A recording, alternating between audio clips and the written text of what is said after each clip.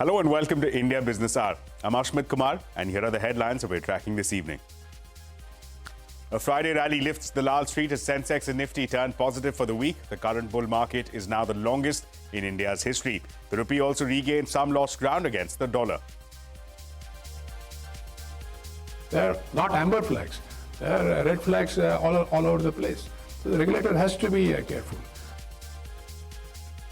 Bank licenses for corporates and fintechs will take more time, says veteran banker KV Kamath, citing signs of rash behavior and lots of red flags. Adds that there is no need to privatize PSU banks given their current return on equity. That's an exclusive. The union government's just-in-time fund transfer system for central schemes via an RBI platform, leading to lesser idle deposits in state governments' current accounts.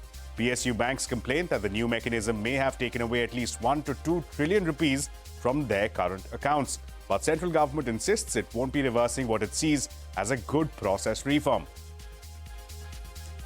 Bajaj Auto dethrones electric two-wheeler market leader Ola in December, leads the pack with a market share of close to 28% as per Vahan data. TVS Motor is second with a market share of 22%, followed by Ola Electric at 18%. Zomato receives a GST demand of over 400 crore rupees along with a penalty of over 400 crore rupees and interest charges. Tax Department says Zomato failed to include delivery charges in GST returns filings even as the company contests these claims. 10-minute food delivery enters a new frontier. Months after Swiggy launched Bolt, Zomato-owned Blinkit launches Bistro, Zepto to launch a separate app for its Zepto Cafe unit next week. Switzerland withdraws the most favoured nation status granted to India, citing an adverse court ruling against Nestle. Move will result in adverse tax implications for Indian entities operating in the country, including higher taxes on dividend income. Aircraft makers are letting airlines down across the world, says the head of International Air Transport Association, warns of a continued slowdown in deliveries. Air India has received less than 10% of its order of more than 500 aircraft. Indigo is awaiting delivery of over 1,000 aircraft. US defends Israeli strikes in Syria, even as United Nations General Secretary says that the world is deeply concerned and called for immediate de-escalation. Top US diplomat says Turkey is on the same page as the US after meeting Erdogan in Ankara. Defence Minister Rajnath Singh initiates the Lok Sabha debate on the Constitution, says that the Congress had tried to destroy its basic principles. Priyanka Gandhi Vadra accuses the government of favouring Adani in her maiden Lok Sabha speech, adds that if not for elections, BJP would have begun changing the Constitution itself. Telangana High Court grants Telugu movie superstar Allu Arjun interim bail hours after his arrest in connection with the stampede at a Hyderabad theatre last week. One woman was killed. A trial court had earlier remanded Arjun to 14-day judicial custody. Well, let's begin with a quick look at the day's market action. It was a strong rally on Friday, lifting the sentiments on the Lal Street. The Sensex and the Nifty ended the week in the green after recovering 3% from the day's lows. Mid-caps underperformed the blue chips, with the index ending marginally in the red. The current bull market is the longest in India's history, surpassing the previous one between 2003 to 2008. In the money market, the rupee gained nearly 8 paisa against the dollar, bucking the trend across the other emerging markets. India's 10-year sovereign bonds also declined in trade today. Well, here's the big international story. Syrian civilians continue to search for their loved ones. Tens of thousands of them who disappeared or were detained in the decade-long civil war under Bashar al-Assad's regime. United Nations Secretary General Antonio Guterres expressed concern over Israeli airstrikes on Syria and urged a de-escalation in violence. However, Israel said that its forces will remain in the Syrian territory they have seized for now. The US said that Israel had a right to defend itself from security risks. US Secretary of State Antony Blinken met Turkish President Erdogan to discuss the Syrian situation. There is broad agreement on what we would each like to see going forward, starting with the interim government in Syria, one that is inclusive and non-sectarian, one that protects the rights of minorities and women, one that preserves institutions of the state and delivers services to the people, and of course, one that does not pose any kind of threat to any of Syria's neighbors. And while staying with tensions in West Asia, at least 171 people were killed across the Gaza Strip by Israeli forces. Forces have also attacked a refugee camp in the enclave, killing 33 people. U.S. National Security Advisor Jake Sullivan, who is visiting the region, has said that a ceasefire deal can happen. This comes as talks to end the war and release captives in Gaza continue between the two entities. From one war-torn region to another, Russia has launched a massive aerial attack against Ukraine. The Russian military used cruise missiles to target key energy infrastructure across the country. Reports have said that dozens of drones were also used in this attack. Ukrainian President Zelensky claimed that Russia fired more than 90 missiles and over 200 drones in this attack. He said that Ukrainian forces managed to shoot down 81 of those missiles. Well, the big news maker this evening, veteran banker KV Kamath, believes that bank licenses for corporates and fintechs will take more time. Kamath cited signs of rash behavior and lots of red flags in the fintech space as the reason behind this. Speaking to CNBC TV 18 Shireen Bhan after the 30th Lalit Doshi Memorial Lecture, Kamath also added that there is no need to privatize PSU banks given their current return on equity. The founders of Zerodha in their conversation with me said, we want to be a bank. If we could apply for a banking license, we would do it, tomorrow. Do you believe that that should be something that we consider as we go forward? And two, allowing corporates into the banking sector. This has been much debated, much talked about, much asked for as well. Do you believe that the time has come to perhaps consider that possibility? See, we need to understand this whole question from the perspective of the regulator. A regulator primary purpose on the banking front is safety of deposits. So when the regulator feels that there is comfort in fintech or digitech coming in and becoming a bank and taking deposits, for which finally the Reserve Bank or the regulator is going to be responsible for, at that point of time they will allow this to happen. So clearly it's a transitionary process. So as that confidence builds up, that change will happen. So what does your gut tell you? I mean, if you were to take that call today, I think, on the back of what you're to seeing? be very frank, it needs a little more time, because I am seeing signs of rash behavior. I'm being very frank about it on the part of digitally driven enterprises, which I think the regulator has had to manage with great care. If you look at it as a bank, as a banker, if a regulator says that on, say, retail unsecured lending, I have to increase risk weightage by 25 bips, to me it is a signal. Or if another regulator says that 90-95% of F&O transactions are basically where people have lost money, and maybe 60 entities on the other side have made money, and that this funding has come from where? It has come from somewhere within the financial system. And I think they are not amber flags. They are red flags all over the place. So the regulator has to be careful. I think in the context of corporates, I think there is a different view that was there. These things that I mentioned will be relevant, but also is there going to be what I'd call lending to self, and how to go ahead. So I think the regulator has to be comfortable with these things before we proceed. But to me, the first step is bulking up of existing players. Well, staying with the banking space, the Union government's just-in-time fund transfer system for central schemes via an RBI platform is leading to lesser idle deposits in state government's current accounts. Lata Venkatesh joins us now. Lata, explain to us this mechanism and tell us how the banks claim that it's hurting them. Many reasons have been given for why banks have been finding a shortage of stable deposits. But here's one factor which is less discussed: the way in which centre funds the states for centrally sponsored schemes. Until last year, an account was created scheme-wise in the bank for each state. The centre and states put their share of the money for a scheme in that account, and when there was sufficient money, the bank, under instruction from states and centre, released the funds to the beneficiaries.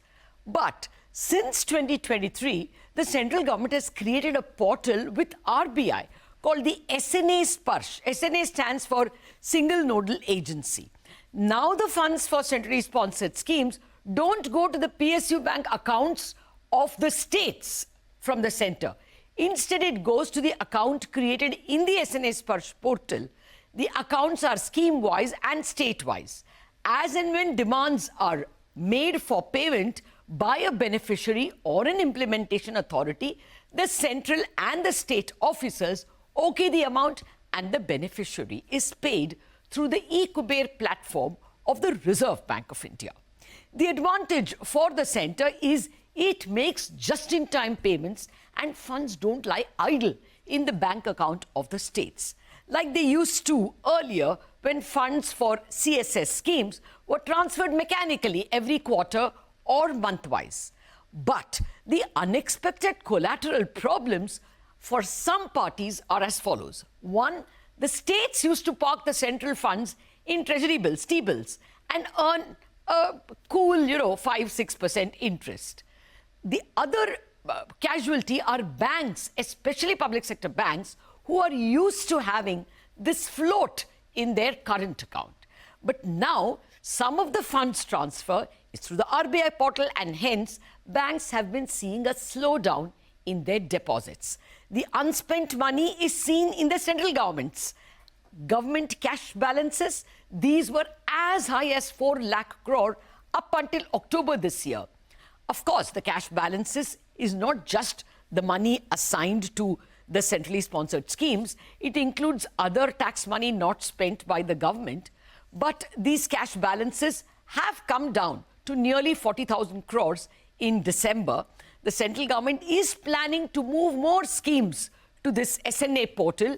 10 states have already moved to the SNA portal in FY24, that's last year. Another 8 have moved this year. And by next year, almost all states will have moved to this portal. Again, not all schemes of these states have moved. Some ministries have worked faster than others. Short point, for the banks, it means less and less idle, stable deposits of state governments in their current account. Understandably, they are protesting. But the central government is clear. It will not backtrack on its just-in-time cash management, which is an efficient way of doing things. They point out that out of a total kitty of 20 trillion rupees or so in the current accounts of banks, the decline because of this government's transfer changes is only about 1 or 2 trillion rupees. And therefore, it should not be blamed too much for the illiquidity in the banking sector. Right, Lata, thanks a lot for that. Now, Bajaj Auto has surpassed Ola Electric and TVS Motor to take the lead in the electric two-wheeler space with a 28% market share in December. Now, as per the latest Vahan data, Ola's market share has dropped from 52% in April of this year to 18% currently. Speaking at the India Business Leader Awards last week, Rajiv Bajaj took a dig at rival Ola.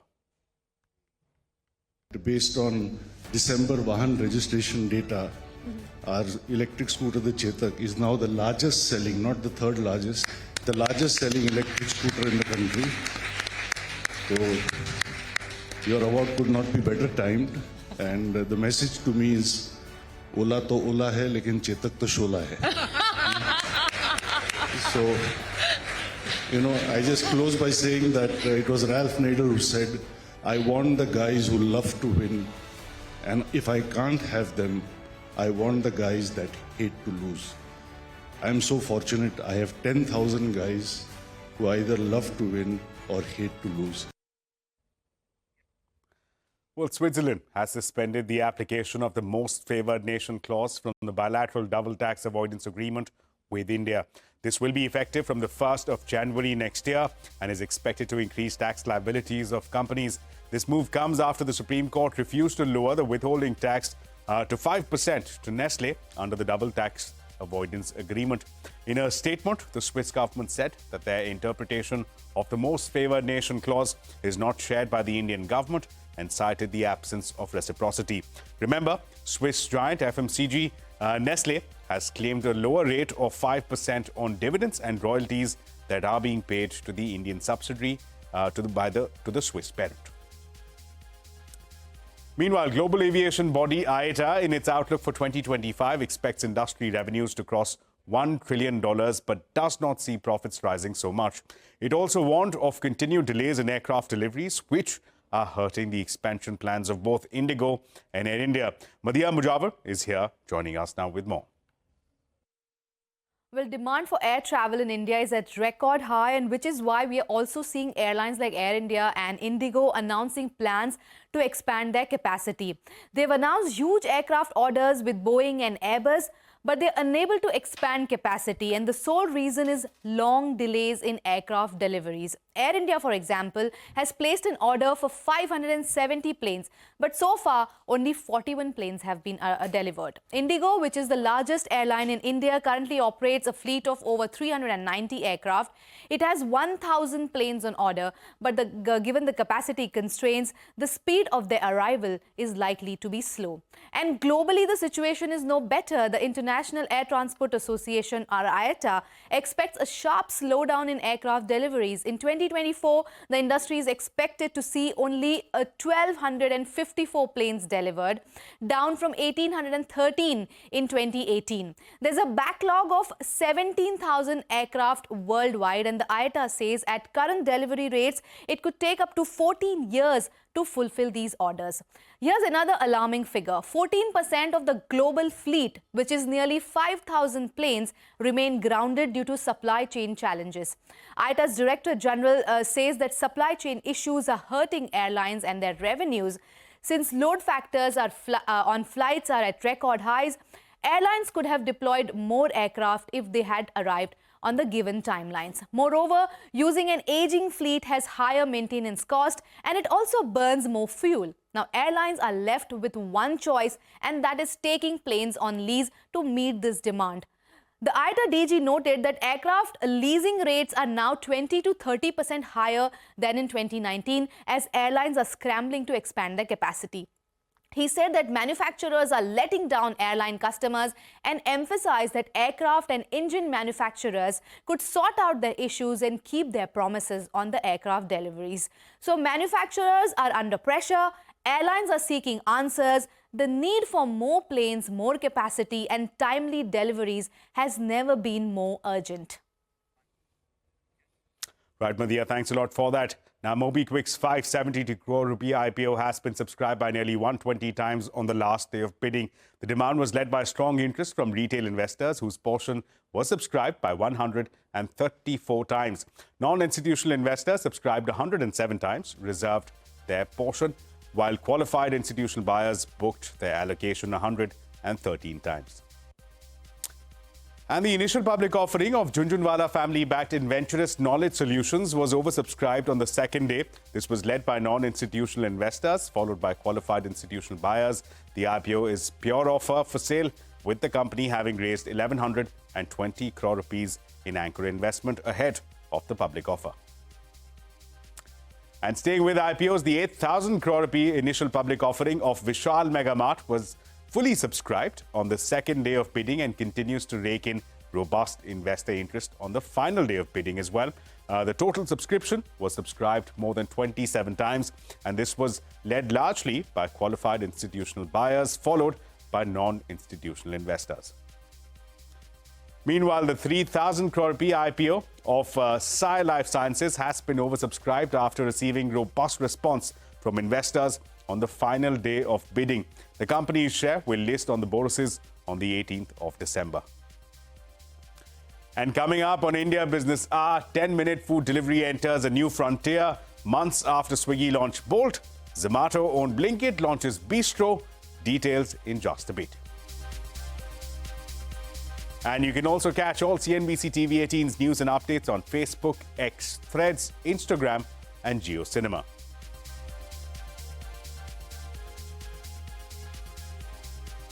Well, you are watching India Business Hour. Now, the government and opposition faced off in a debate on the constitution in the Lok Sabha. Union Minister Rajnath Singh initiated this debate on the floor of the House. He criticized the Congress party, saying that it disrespected the constitution and its spirit. He also accused the Congress of hijacking credit for the document. Congress MP Priyanka Gandhi Vadra, in her maiden speech, accused the Modi government of undermining the government by favouring Gautam Adani over $100 142 crore Indians. She claimed that the Lok Sabha election outcome protected the constitution. Meanwhile, the Rajya Sabha was adjourned for the day owing to an uproar over the no-confidence motion against Chairman Jagdeep Dhankar and the Adani Rao. मैं देखता हूं कि विपक्ष के कई नेता संविधान की प्रति अपनी जेब में रखकर घूमते हैं। असल में उन्होंने बचपन से ही यही सीखा है। उन्होंने पीढ़ियों से अपने परिवार में संविधान को जेब में ही रखे थे।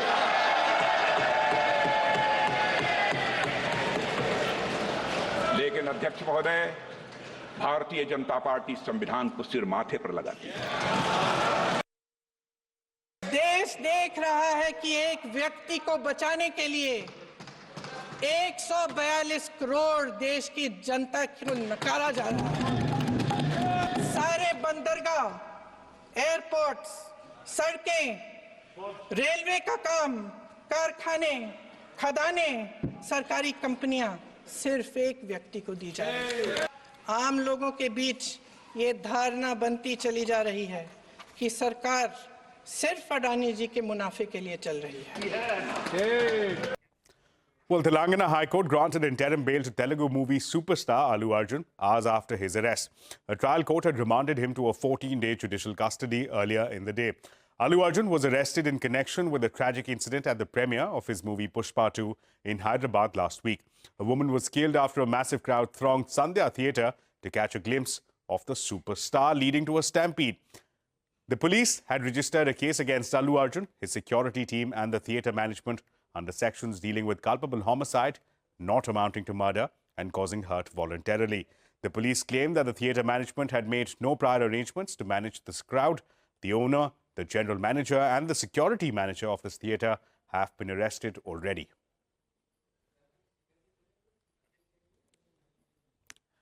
And well, food delivery aggregator Zomato has received a GST demand notice from Maharashtra to a tune of over 800 crore rupees. CNBC TV 18 has accessed the 57-page notice. Timsy Jaipuria joining us now with more details. Timsy, what exactly does the order say against Zomato? CNBC TV 18 has reviewed the 57-page central GST evasion orders issued to Zomato on 28th of November. According to the orders, central GST Thane in Maharashtra has alleged Zomato of non-payment of GST by not including delivery charges in GST returns between 29th of October 2019 till 31st of March 2022. The non-payment of GST computed by the tax authorities is worth 401.70 crores and a penalty of an equal amount too has been levied on this non-payment, making the total dues to the tax authorities at 803.40 crores plus an interest. The alleged claims by the GST authorities are that Zomato charged delivery charges or fees from its customers and thus is liable to pay 18% GST. Post-detailed assessment of the matter, CGST Thane issued orders raising 803 crore plus interest against Zomato. It says that Zomato used to charge delivery charges or fees from users, paid GST at 18% on it up till 28th of October 2019. Later, Zomato discontinued GST payment on delivery charges from 29th of October 2019 with no significant changes in on-field operations. Post 28th of October 2019, Zomato it also changed the contracts with delivery partners and claimed them as independent service providers responsible for services and tax liabilities. Based on scrutiny of documents by the GST authorities, and I quote the order, it appears that Zomato has unilaterally revised agreements with delivery partners, but it was Zomato which was the actual provider of home delivery services and thus is liable to pay GST at 18%, end of quote. To be now seen is whether Zomato clears these payments to the tax authorities or it challenges these orders, something that we'll have to wait and keep you posted about. Back to you. Thanks so much for that, Timsy. Now, the 10-minute food delivery race continues to heat up. Quick commerce player Blinkit has announced the launch of Bistro in a bid to compete with Zepto Cafe. This is the second attempt by Zomato to venture into the instant food delivery segment. Shilpa Ranipeta joins us now with more details. Shilpa, the cafe wars are heating up. What more can you tell us? If we can get our grocery, clothes and bed sheets in 10 minutes, why not coffee and meals? Consumer expectations are rapidly evolving, and so the next big bet of quick commerce players is food. The latest entrant in this space is Zomato's Blinkit, which has just launched Bistro, its 10-minute food delivery offering. Yet to be operational, Bistro's website suggests that it will deliver healthy juices, snacks and meals in minutes. Now remember, this is Zomato's second attempt at food delivery after Instant failed in 2022. Bistro now takes on Zepto Cafe directly, which interestingly also just announced that it will launch a separate app for cafe next week as it expands its presence in metros while also adding more to its menu. Now this comes on the back of the success that Zepto has seen for its food offering.